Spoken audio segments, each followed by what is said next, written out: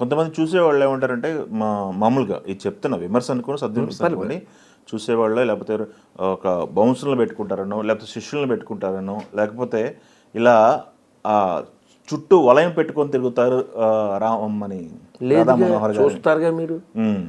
అనుకుంటే ఉపకారం లేదు కదా. ఇప్పుడు ఆయన ఎవరో నాకు తెలియదు. ఏం పేరు సార్ మీ పేరు? నాకు అసలు పరిచయం లేదు. ఇటు తాగేసి వచ్చాడు అనేస్తే ఎలాగండి?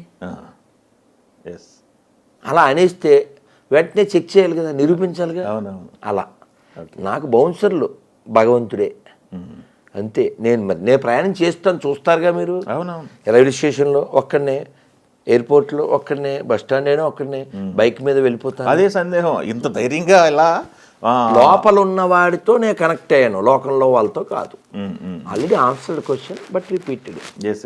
అది ఊహించుకోవడానికి. ఇప్పుడు జేబులో ఒక వస్తువు కనబడకపోవచ్చు, కానీ చుట్టూ ఎవరైనా ఉంటే కనబడతారు కదా.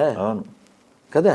ఇప్పుడు నేను బైక్ ర్యాలీ చేసాం ఎన్నో చోట్ల, వెళ్తుంటాం, అప్పుడు చుట్టూ మన వాళ్ళు ఉంటారు. మరి మామూలుగా నేను బుల్లెట్ తోలుకుని వెళ్ళిపోతాను, ఒక్కనే వెళ్తాను